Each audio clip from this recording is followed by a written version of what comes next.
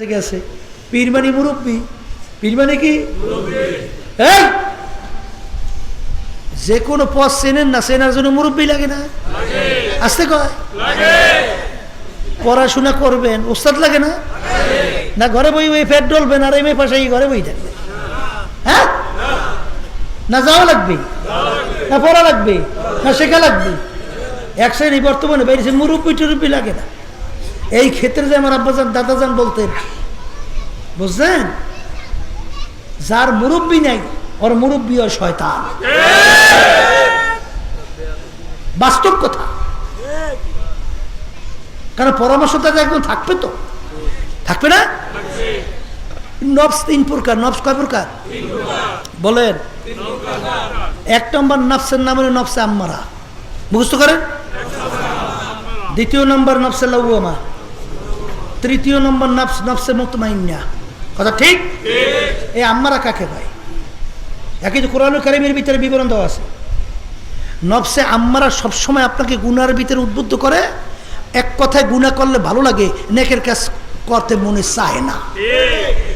এই নফসটা কোন নফস বলেন? নফসে আম্মারা। নফসের নাম কি? আবার এই মুরব্বীদের কাছে যাওয়ার পরে, আল্লাহর খাস বান্দাদের কাছে যাওয়ার পরে তারা কোরআন এবং হাদিস অনুযায়ী তখন আপনাকে ঔষধ দেয়। কি দেয়? এই তোমার কলবে রোগ হয়েছে, এই ঔষধ তুমি পালন করো, আল্লাহর ফজলে রোগ ভালো হবে। তখন ওই আল্লাহর বান্দা শুই না, এখন তো যে রাজকার করে, ঠিক না? এবার ইবাদত বন্দেগী করে, কোরআন কারীম তেলাওয়াত করে, মৌতের মুরাকাবা করে, করতে করতে ওই নফসটা পরিবর্তন ঘইটা এক পর্যায়ে নষ্ট হয়ে যায় নফসে লাওয়ামা। নফসে লাওয়ামা কাকে বলে? কলে গুনাহ করার সময় চুপ থাকে। বলেন, গুনাহ হওয়ার পরে ভিতরে আফসোস তৈরি হয়, গুনাহটা করলাম কেন, গুনাহটা করলাম কেন, এরকম হয় না? এইটার নাম কোন নফস বলেন? নফসে লাওয়ামা। আবার মুজাহাদার মাধ্যমে, জিকির আজকারের মাধ্যমে এই নফস পরিবর্তন ঘইটা এক সময় নফসটা নফসে পরিণত হয়ে যায় নফসে মুতমাইন্না। নফসে মুতমাইন্না কাকে বলে? নেক কাজ করতে পারে, গুনার কাজ ছাড়তে পারে। নেক কাজ ধরতে পারে, গুনার কাজ আছে না? নাই নাই? এই নফসটার নাম হলো নফসে মুতমাইন্না। এখন আমার বাজানদেরকে বলবো, শোনেন, আল্লাহ রাব্বুল আলামিন কিয়ামতের ময়দানে ডাক দেবেন। কি দেবেন? ইয়া আইয়াতুহান নাফসুল মুতমাইন্না ইরজিই ইলা রাব্বিকি রাদিয়াতাম মারদিয়া ফাদখুলি ফি ইবাদি ওয়াদখুলি জান্নাতি। সুবহানাল্লাহ। আল্লাহ কাদেরকে ডাকবে? বলেন নফসে মুতমাইন্নার দলদেরকে বলেন। এখন আমার বাজানদেরকে বলবো, পর্দা আলে মা বোনেরা যারা শুনতে, এখন দুনিয়া থাকা অবস্থায় আপনারা নিজে নিজে প্রশ্ন করেন, আপনার নফস কি আম্মারা না লাওয়ামা না নফসে মুতমাইন্না? যদি নফসে মুতমাইন্নায় পৌঁছাইয়া আপনি যদি দুনিয়া থেকে বিদায় নিয়ে কবরে না যান, আল্লাহ যখন কিয়ামতের ময়দানে ডাকবে তখন তার ডাকে সাড়া দেওয়া যাবে? একটু আসতে যাবে? তাই স্বপ্নে কে দেখেন আশের গোছা রুটি পিঠে খাইছেন?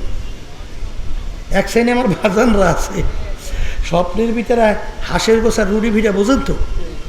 এক লোক স্বপ্নের মধ্যে দেখে রুটিটা বানাইছে খুব মুলায়েম, চালটাও খুব মান সম্পন্ন, রুটিটাও খুব মজাদায়ক, আর হাঁস উপাইছে তৈলক্ত হাঁস। ওদিকে শীতের কাল, শীতের দিন, তা হাঁসের গোছার রুটি পিঠা শীতের মধ্যে খাইতে মজা না? এখন পাগলে তো পাইছে, স্বপ্নের মধ্যে হাঁসের গোছার রুটি পিঠা খায়, পেট বইরে মজা মাইরা খায়। কিতে? আবার কোন কির মধ্যে? আচ্ছা, এখন সে যে স্বপ্নের রুটি পিঠা হাঁসের গোছ খায়, এটা কি সে বাস্তবে বুঝতে আমি খাই না? আসলেই তো খাই। আচ্ছা, খাওয়াটার পরে পেট বইরে একেবারে পুরো হয়েছে না? আর স্বপ্নের মধ্যে হাঁসের গোছ, পেটের রুটির গোছ খাইয়ে পেট ভরে নেই, ভরছে। উঠে তাকে পাশা খাতা, ছেলেটা খেতা, জোরে আসেন না, ওই যে সাবাই ফাতা করছে, বুঝলেন? তাহলে স্বপ্নের ভিতরে হাঁসের গোছার রুটি পিঠা পেট ভরে? এক শ্রেণী আমার বাজানরা আছে, এরা স্বপ্নে আশের গোছার রুটি পিঠা খাইয়া এইবার বলে বেহেশতে যায়। আমার মালিক এত ঠেকে না। আল্লাহু সামাদ। আমার মালিক বলেন আমি বেনিয়াজ বেপরোয়া, কিয়ামত পর্যন্ত সমস্ত মানুষ যদি আমার নাফরমানি করো আমার কিছু আসে যায় না। আমি তোর নামাজের পাগল না, আমি তোর ইবাদতের মুখাপেক্ষী না। আমার শুধু একটাই মাখলুক মানুষ তাই না, আমার আরো মাখলুকাত আছে না নাই? বাজান ভালো কইরা বুঝেন। মনে করছেন আমরা মানুষই বুঝি আমার মালিকের তাসবিহ তাহলিল আদায় করি, আমার মালিকের হুকুম অনুযায়ী চলি? না না বাজান, এই পাখিগুলো আল্লাহর তাসবিহ তাহলিল আদায় করে কি করে না? যারা সারাদাম বাগুয়াদাল্লাহু নাগুয়াদ টান টানা টুন টুন না টু টু। বাজান তোমার আমার বাড়িতে মোরগটা ডাক দেয় কুকুরুতু কু, কুকুরুতু দেয় না? দেয় না? দেয় না? আচ্ছা এই কুকুরুতু কু কইয়া আবার মালিকের তাসবিহ আদায় করে কেমনে বুঝবেন এখনই। আমরা পানি কি পানি বলি না? হিন্দুরা পানিকে বলে কি? এই শব্দ ভিন্ন শুনেছে না? এক জিনিস কিন্তু পানি। আচ্ছা ইংরেজি ভাষাভাষী এলার কি কয়? ওয়াটার। জিনিস ভিন্ন শুনাইছে না? জিনিস কিন্তু আরবি ভাষাভাষী এলারা বলে মাউন, শুনতে ভিন্ন, জিনিস কিন্তু এক। তাইলে তোমার আমার কানে শুনি মোরগটা কয় কুকুরুতুকু, ওদের ভাষায় ওরা জিকির করে আল্লাহু আল্লাহু। এই জন্য ভাইদেরকে বলবো, পর্দা আলে মা বোনদেরকে বলবো, মনে করছেন আমার মালিক তোমার আবার কি কাছে ঠেকছে?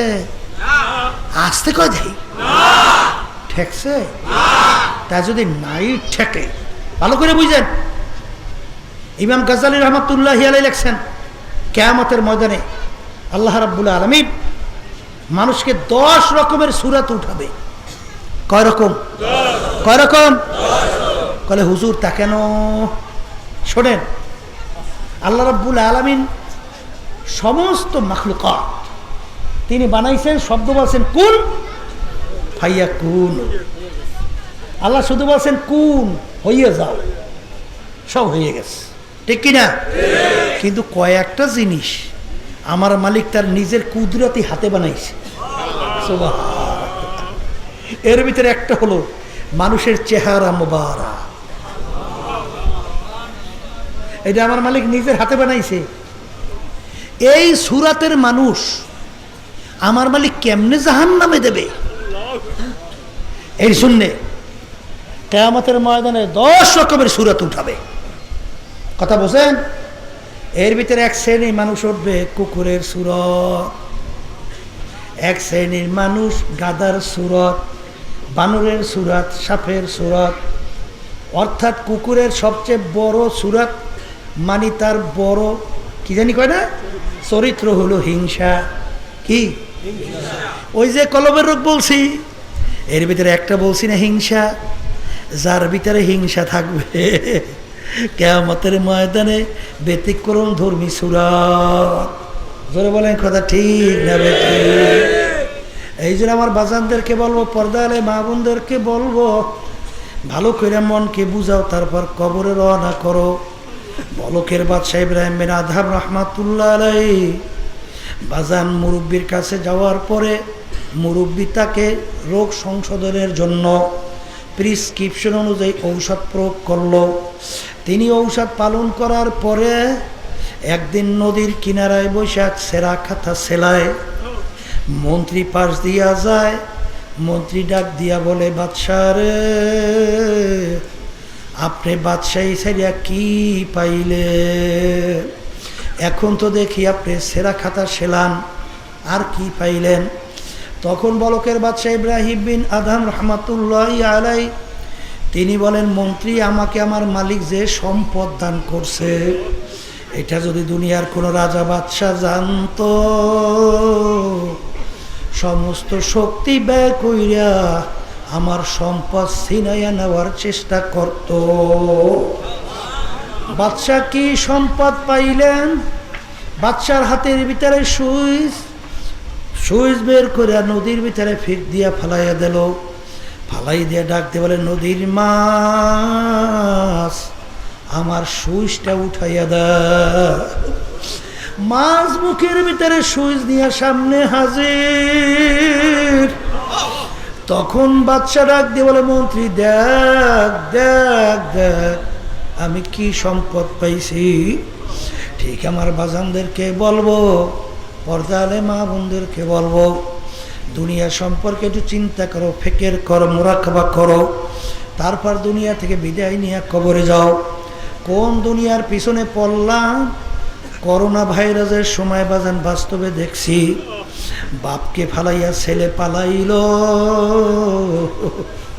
স্বামীকে ফালাইয়া স্ত্রী পালায়, আত্মীয় স্বজনকে ফালাইয়া পালায়। ওই সময় দিনদার আল্লাহওয়ালা মানুষ তাদের জানের ঝুঁকি নিয়া আশরাফুল মাখলুকাত মানুষকে গোসল করাইয়া, কাপড় পরাইয়া, জানাজা নামাজ পড়াইয়া দাফন করে, দোয়া করে। কথা ঠিক না বেঠি? বাজান বরিশালের এক ঘটনা, এক দায়িত্বশীল আমাকে বলতেছিল, হুজুর একজন মোবাইল করলো, ভাই আস্তে আস্তে দূরের শব্দ বাড়াইতেই আছে, কেটা বইবে এই কামটা করে, এত বাড়াইছে কেটা, বইবে বাড়াইতে বাড়াইতে বয়ানি করতে পারে যে পালা করতে আছে, হালকা কমা, মাঠের ভিতরে শব্দ বাইরের শব্দ একরকমের রাখতে হয়। আল্লাহু আল্লাহ। ভাই আমার আব্বা তো করোনা ভাইরাসে মারা গেছে, আপনারা সেটা দাফন কাফন কইরা যান। ঠিকানা অনুযায়ী আমাদের লোকরা যখন গেল, যাইয়ে দেখে ওখানে কোনো মানুষ দেখা যায় না।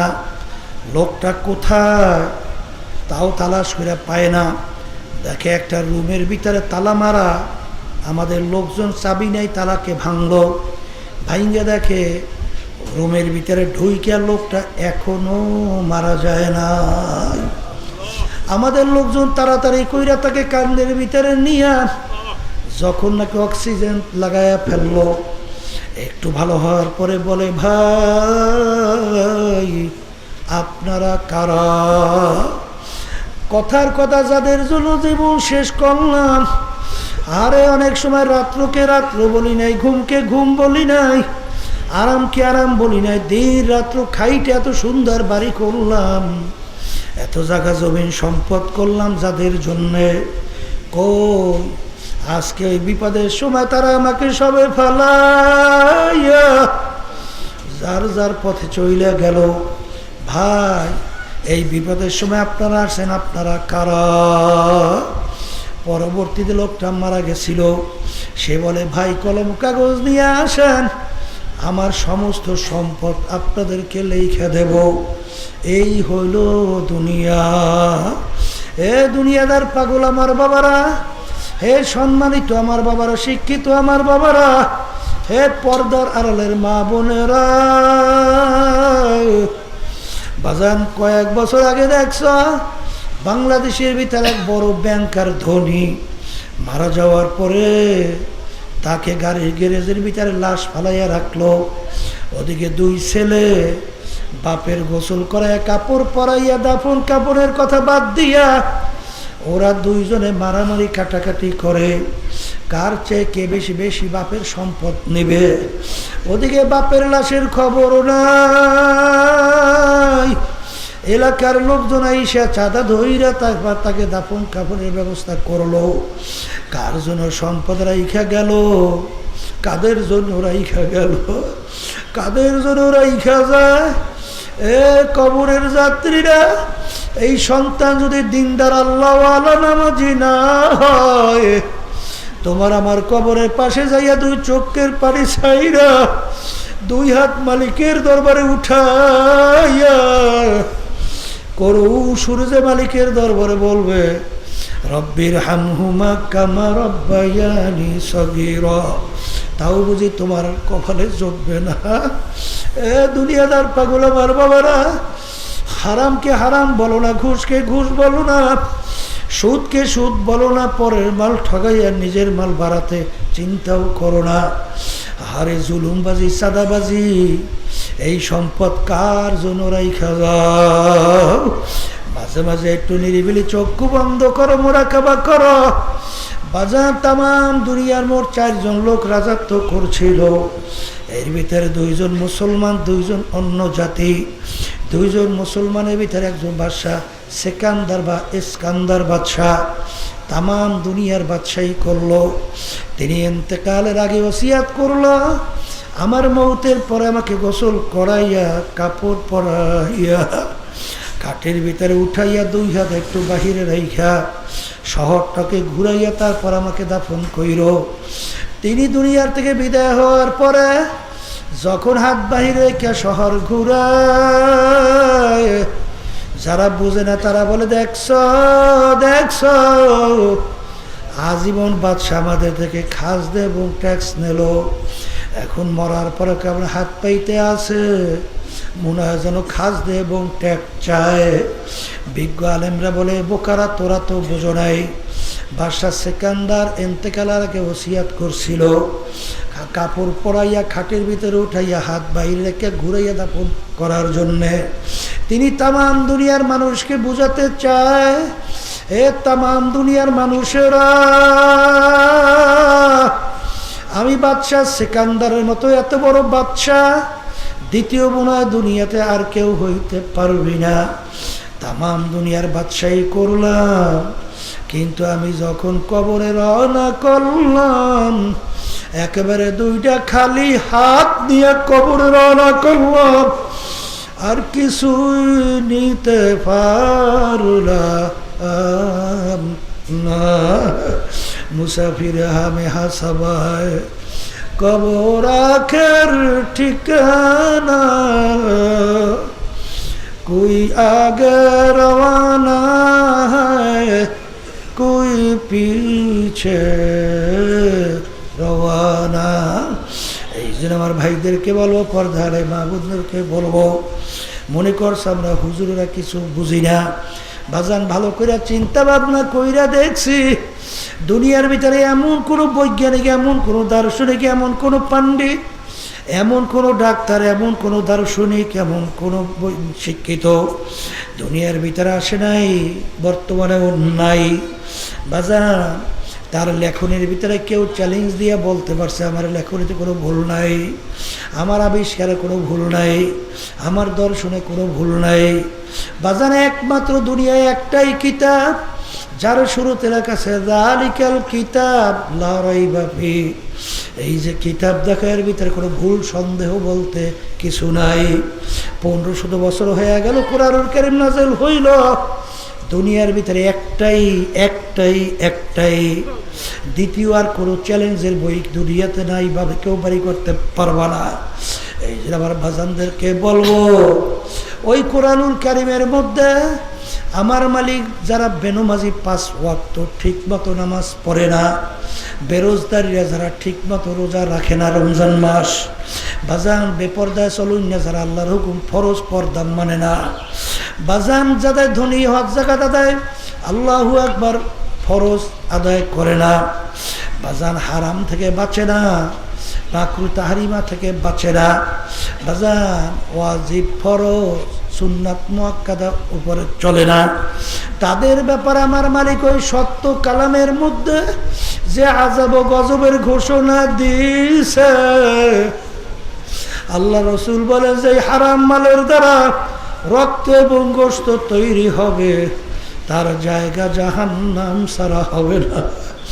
এক শ্রেণী আমার বাবারা নামাজও পড়ে, রোজাও রাখে, হজও করে, কিন্তু বাজান ঘুষ খায়, সুদ খায়, বাজান বিভিন্ন কায়দায় ঠগাইয়া সম্পদ ভাই, বিভিন্ন আত্মীয় স্বজনের বিভিন্ন চাঁদাবাজি কইরা এই হারাম উপার্জন কইরা আবার নামাজ পড়ে।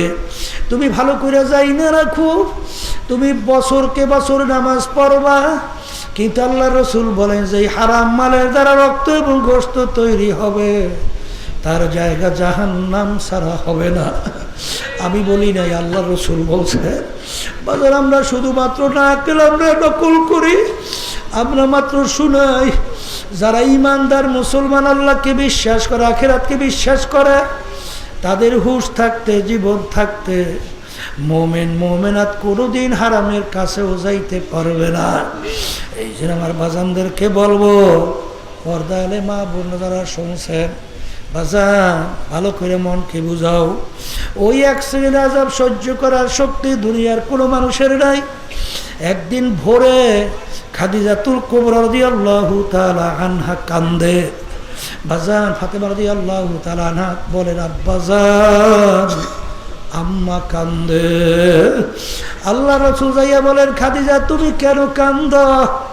খাদিজাতুল কুবরা রাদিয়াল্লাহু তাআলা আনহা বলেন, হে আল্লাহর নবী, আমি খাদিজা চিন্তা ভাবনা কইরা দেখছি, আমি যদি দুনিয়ায় কোনো বিপদের ভিতরে পইরা যাই, আমার বিপদ থেকে উদ্ধার করার জন্য আপনি দৌড়ে আসেন। কথার কথা আমার আত্মীয় স্বজন অনেকেই দৌড়ে আসে আমার বিপদ থেকে উদ্ধার করার জন্যে। কিন্তু আল্লাহর রাসূল, আমি খাদিজা চিন্তা ভাবনা কইরা দেখছি, যেদিন আমি খাদিজা কবরের ভিতরে চইলা যাব, ওই কবরে তো কেউ নাই। ওই কবরে যদি আমি খাদিজা বিপদে পইরা যাই, ওই কবরে আমাকে কে উদ্ধার করবে? এই কবরের চিন্তা আমি খাদিজা কান্দি। আল্লাহ রাব্বি বলেন, খাদিজা কান্না থামাও। আল্লাহ রসুল শর্ত মানা লাগবে। কি শর্ত? আমি যদি আপনার আগে দুনিয়া থেকে বিদায় নিয়ে কবরে যাই, আপনার জামা মোবারক দিয়ে আমার কাপড়ের কাপড় পরানো লাগবে। আপনার জামা মোবারক যদি আমার শরীরে লাইগা থাকে, কবরের মাটি আমাকে চাপ দিতে পারবে না। আল্লাহ রাসূল কবরে উত্তর আমাকে দিয়া দেওয়া লাগবে। খাদিজাতুল কুবরা রাদিয়াল্লাহু তাআলা আনহা দুনিয়া থেকে বিদায় দিয়া কবরে যাওয়ার পরে আল্লাহর হাবিব কবরের পাশে অপেক্ষা। সময়ের পর সময় যায়, প্রশ্ন নাই, উত্তরও নাই। আল্লাহ রাব্বুল আলামিন ডাক দিয়ে বলে, হাবিব গো, আপনি এখনো কেন অপেক্ষা করেন? কাল আমি খাদিজা প্রশ্নের উত্তর দেওয়ার জন্যে। আল্লাহ রাব্বুল আলামিন বলে, হাবিব গো, লাগবে না, লাগবে না, আমার খাদিজার কবরের প্রশ্নের উত্তর আমি স্বয়ং রব্বুল আলামিন নিজে দিয়ে দিলাম। এই জন্য আমার ভাইদেরকে বলবো, পর্দা আলে মা বোনদেরকে বলবো, যেই মামলার তদবির নাই, সেই মামলারও কিন্তু খালাস নাই। আমার মালিক যখন মাহফিলে নিয়ে আসছেন, আমার মালিক বড় দয়ার মাওলা, বড় মায়ার মাওলা। আমার মালিকের কাছে দুই চোখের পানি ছাইরা, দুই বাগান দেলটাকে ভাইঙ্গা যদি মাপ চাওয়ার মতো চাইতে পারো, আমার মালিক মাপ করবেন। শুধু তাই না, তোমার আমার গুনাহকে আমার মালিক নেকের দ্বারা পরিবর্তন কইরা দিবে। আল্লাহুম্মা আমিন। হে ঘরের মেয়ে লোকের হাত উঠাও, দুই চোখের পানি ফালাও, ওনার কথা মনে করো, আমার মালিকের দরবারে কান্দো আর মাপ চাও। যদি কান্না না আসে, মনকে বুঝো রে মন, একদিন এই ঘরের দরজা দিয়ে নতুন বউ হয়ে উঠছিল রে মন। কত মেয়ে লোকে শরবত খাওয়াইলো, কত মেয়ে লোকে বাতাস করলো। আবার এমন একটা দিন আসবে, এই ঘরের দরজা দিয়া মরা লাশ হইয়া বের হওয়া। ছেলে কানবে মামা করে, মেয়ে কানবে মামা করে, জবাব তো আর দিবা না। আল্লাহ পেটে মাঠের দিকে চাইয়া দেখে আপনার বান্দারা কিভাবে কান্দে। আল্লাহ আমাদের ছেলেও মরে নাই, মেয়েও মরে নাই, গুনাহ করে বসছি রে, মাফ করে দেন গো মাওলা, মাফ করে দেন। আল্লাহর বান্দারা জোর করে কান্দে, জোর করে কান্দে। সন্তান মারা গেলে চোখে পানি আসে, সম্পদ নষ্ট হয়ে গেলে চোখের ভিতরে পানি আসে। তোমার আমার গুনার কারণে যে জাহান্নামের আগুন জ্বলছে, ওই জাহান্নামের আগুন চোখের পানি ছাড়া ঠান্ডা হবে না। আল্লাহ আমাদের আম্মা আব্বা আত্মীয় স্বজন যারা কবরে শুয়ে রয়েছে, সবার কবরকে বেহেশতের বাগান বানায়া দেন। আল্লাহ আমাদের মুজাহিদ ভাইরা, মা বোনেরা, দিনদারেরা যারা কবরে শুয়ে রয়েছে, সবার কবরকে বেহেশতের বাগান বানায়া দেন। সুবহান রাব্বিকা রাব্বিল ইজ্জাতি আম্মা ইয়াসিফুন ওয়া সালামুন আলাল মুরসালিন আলহামদুলিল্লাহি।